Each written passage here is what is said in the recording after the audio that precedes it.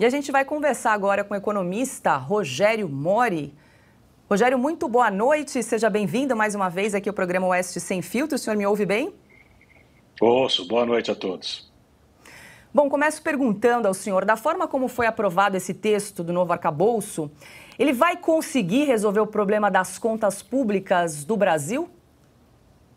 Não, de forma alguma. Esse arcabouço, ele, na verdade, é um grande retrocesso em relação ao que a gente tinha. Eu acho que foi o maior retrocesso fiscal que nós tivemos nos últimos 23 anos. Né? Assim, a gente veio avançando com alguns marcos, como a Lei de Responsabilidade Fiscal no ano 2000, né? E avançamos em várias discussões e melhorias no campo fiscal, melhorias em termos de apuração de resultados. Tivemos um grande avanço que foi o teto de gastos, lamentavelmente sepultado aí por esse governo, e esse arcabouço, ele, na verdade, é um arremedo, né? Um teto muito mal feito, né? O que eu não acredito sequer que esses gatilhos vão ser acionados em momento algum, e não vai estabilizar a relação dívida-PIB, quer dizer, a dívida pública vai seguir crescendo com esse arcabouço fiscal, mesmo que o governo cumpra suas metas de arrecadação. Quem pergunta agora é Ana Paula Henkel. Boa noite, professor. Obrigada por mais uma entrevista aqui, pela companhia com a gente.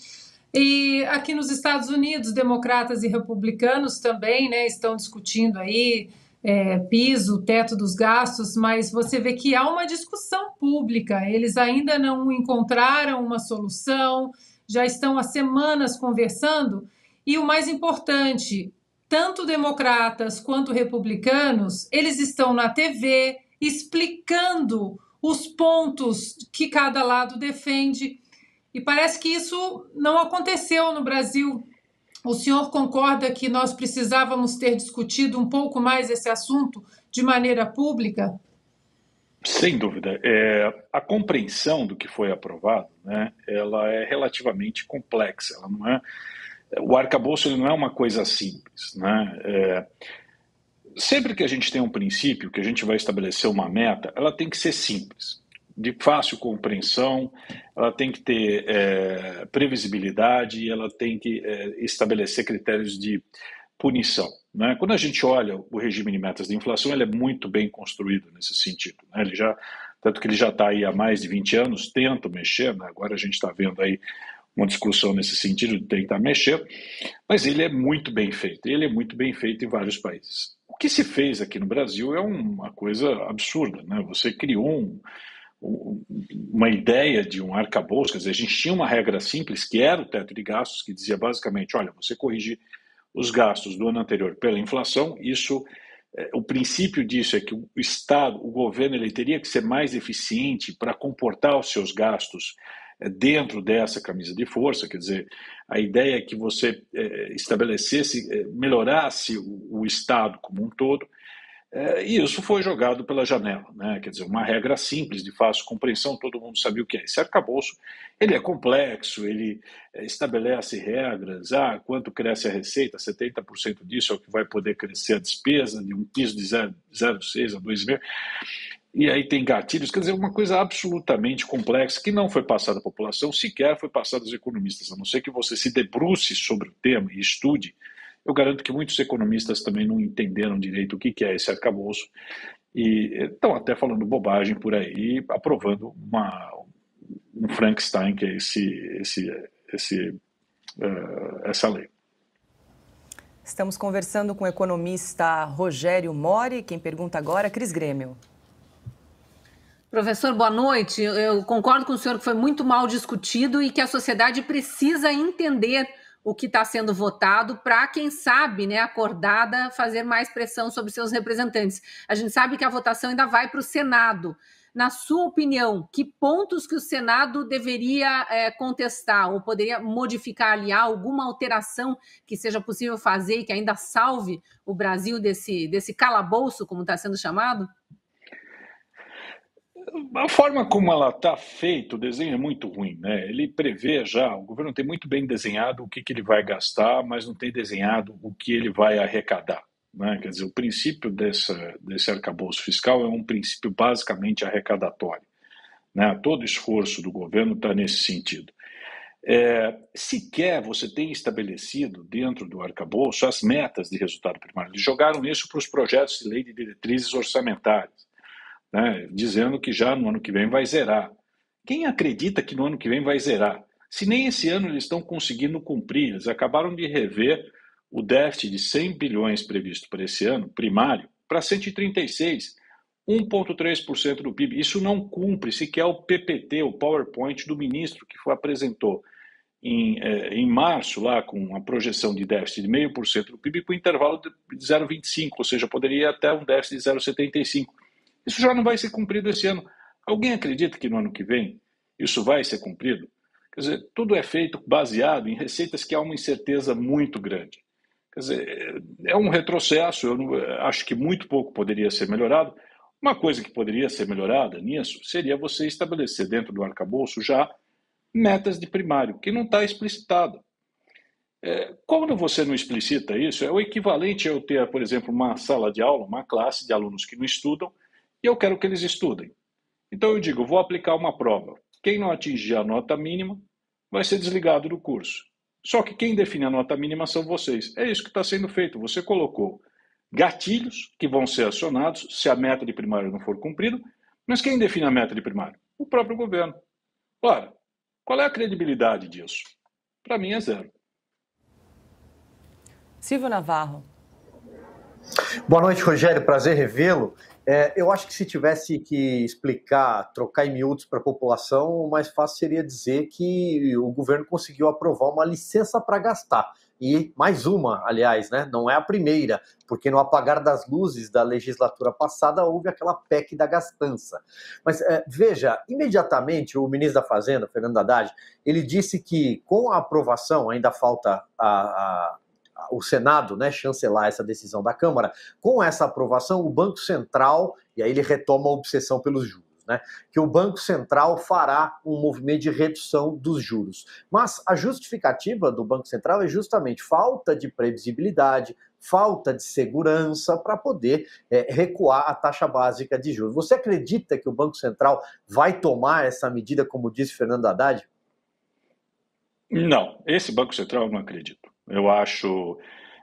assim, a gente tem que ter em mente que a taxa de juros subiu porque a inflação subiu. E a taxa de juros vai cair quando a inflação cair. Não é o arcabouço fiscal, a aprovação disso, que é um arcabouço, vamos lá, relativamente capenga, que vai permitir que você baixe os juros imediatamente, né? O que o Banco Central coloca, e isso deveria ser lido com maior detalhe pelo próprio governo, é que a incerteza fiscal, ela aumenta o potencial de você ter uma inflação mais alta e ter que praticar juros reais mais altos lá à frente.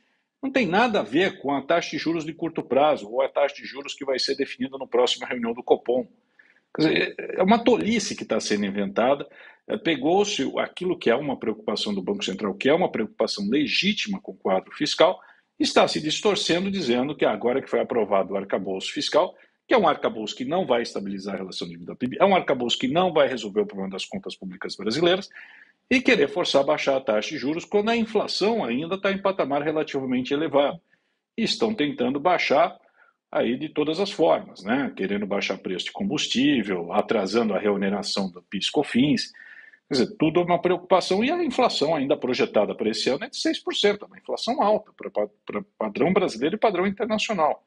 Então eu não acredito, eu acho que eles vão exercer uma pressão nesse sentido, tá? Acho que vai ter uma pressão a partir dessa aprovação, mas eu não acredito que o Banco Central vai ceder nesse momento. Me surpreenderia se o Banco Central, nessa altura do campeonato, caísse nesse conto. Augusto? Eu continuo... Boa noite. Boa noite. Boa noite, Rogério. Eu continuo cismado, Rogério, com o nome, com a certidão de batismo. Arcabouço fiscal. Eu não fazia muito tempo que eu não ouvia falar em arcabouço, fui procurar no dicionário, está lá. Esqueleto, armação dos ossos do corpo humano ou de qualquer animal, ossatura do tórax, arca do peito. Bom, isso aí não é. Não se aplica. Não está claro isso aqui. Aí põe arcabouço fiscal, tá bom, deve ser o sistema. Só que os jornais, que tem que dar o título no espaço limitado, tem que usar poucas letras, já tem uma intimidade que você precisa ter para chamar só pelo prenome. Né? Uma pessoa ou uma coisa. No caso está assim, arcabouço vai fazer isso, arcabouço vai fazer aquilo. Rogério, você acredita, por exemplo, eu acho que 999 a cada 1.000 brasileiros não sabem do que está se tratando. E você? Você acha que é assim ou não? Está informado, povo? Não, ninguém está informado. Como eu disse, eu acho que boa parte dos economistas também não estão informados, né? Só aqueles que realmente se detêm sobre o tema e vão estudar a lei e estão entendendo o que está acompanhando, que é difícil. Não é um conjunto de regras simples. Criou-se várias exceções ao teto, aos gastos, criou-se uma regra de aumento de despesa, quer dizer, virou uma parte, e assim, não foi vendido, não foi divulgado, foi aprovado.